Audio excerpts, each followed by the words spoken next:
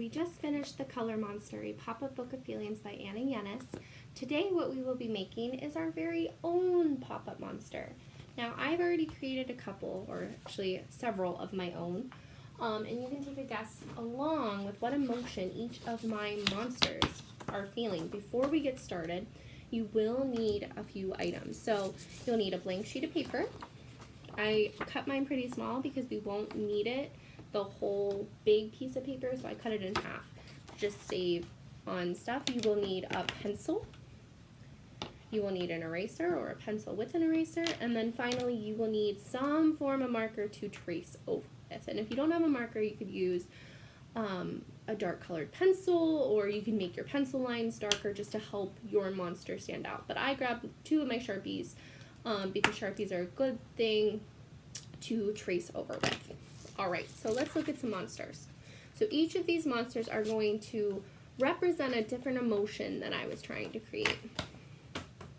Alright, let's see who can guess what this one is.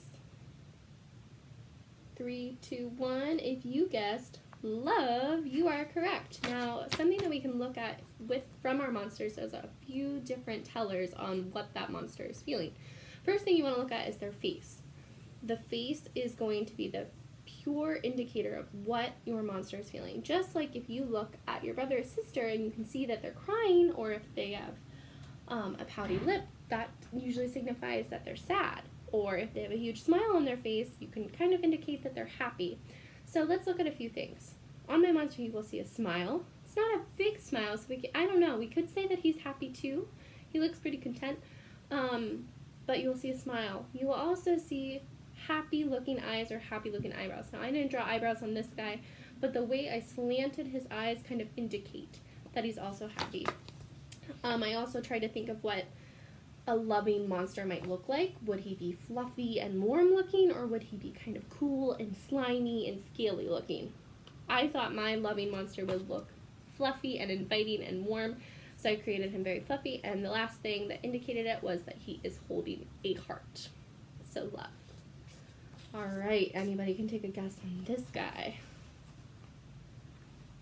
If you guessed anger, you are correct. So if we look at this face, there's a few indicators showing that this monster is angry. First off, we're going to look at these eyebrows. Anytime somebody is angry, the eyebrows kind of point in towards the nose or towards the middle of the face, and then definitely somewhere in the mouth. He kind of looks a little vicious with his mouth wide open. Someone might think that he's screaming. And finally, I chose to make him into like a giant fireball, because when people are angry, it seems like they are talking almost with fire coming out of their mouth. Alright, what do you think this monster's feeling?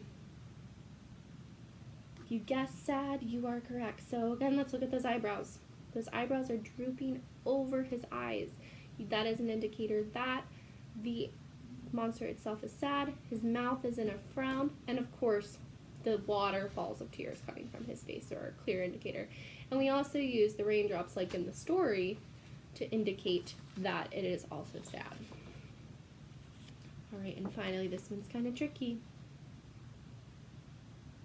Alright, so the emotion that I was going for with this monster is that he is scared. So he's kind of looking over his shoulder like, oh my goodness, kind of hiding, tucking himself in. His eyebrows are almost non-existent because his eyes are so wide, and if you were to show the eyebrows, they'd be just really up high and arched, and he's very surprised. So he's closing in his body to make him smaller to protect himself, and he's hiding that face to show that he is scared. Alright, so my monsters are very detailed, so I thought I want to see what you guys can come up with. I would like you to draw your monster today, and then I also want you to trace it with that marker we talked about.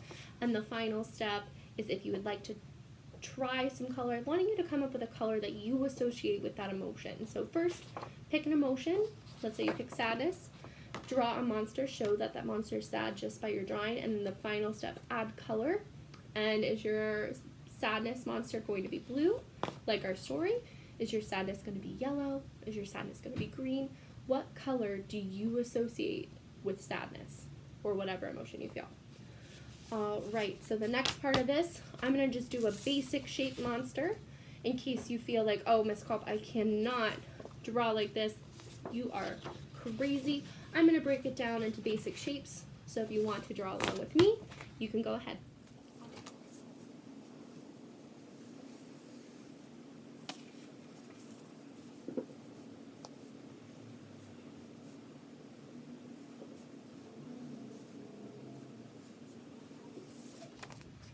Indicator of some monsters could be horns. I did antennas in my other one, fangs, fur, claws. All of those things are nice monster indicators. So what I started with first is an oval and 2 cone shapes, almost like a triangle but with a rounded bottom, to create horns coming out of its head.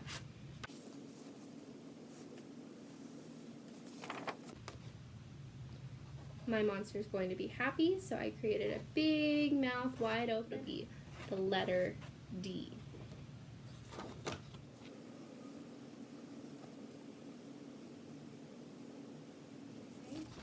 I'm making him a cyclops, meaning he only has one eye. So I drew a big circle, and then I did a little circle in the middle, and then I created what we call the reflective part of an eye. When the light shines on the pupil of the eye, it creates this little white mark, and you can see it in a lot of cartoons.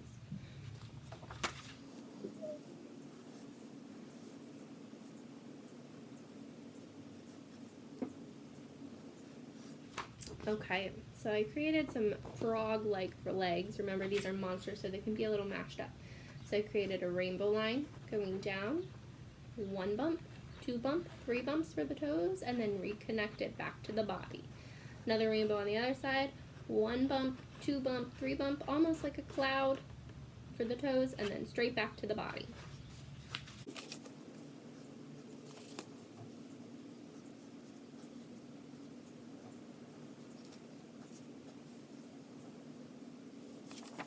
Right. I created 3 fangs. These are just basic triangular shapes within the mouth, a nice tongue, some lines for his chin. They look like just little smile lines, and then these are just 2 curved lines for the cheeks to make them puff out.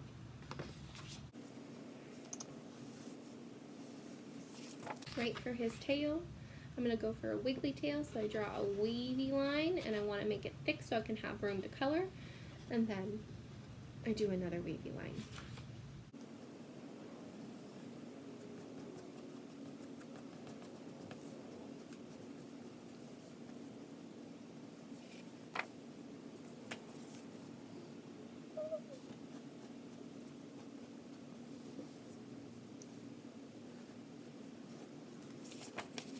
So from here I added some details within the horns and gave him 2 half circle ears. Now the final step will be some form of hand, whether I want him to stretch out of his body or draw them right in the front. I think I'm going to do like little T-Rex hands right here. First step to doing that is draw a V shape on both sides. Then I'm going to copy that V shape again, just like I did with that tail, to make the arms thicker. And then finally, I'm going to give him some hands. Now I'm going to have them overlap, which means one in front of the other. If you want to do that when you have the one going behind, you just stop when you reach that other hand. I'm going to give him some claws. All right, so there's my monster so far. Stay tuned for me to trace and to color. Let's see what color I choose for my happiness monster.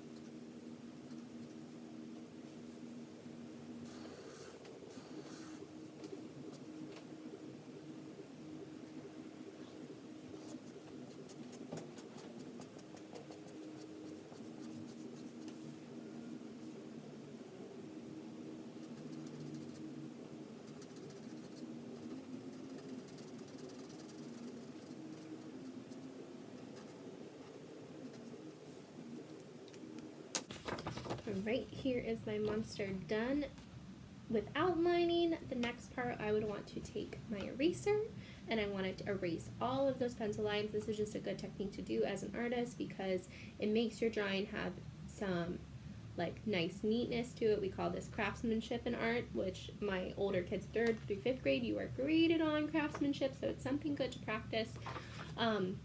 When you do this, you want to make sure to hold your paper nice and steady and be steady with that eraser, because if you go like this really fast, you might crinkle your paper, and that's when papers tend to rip. So erase.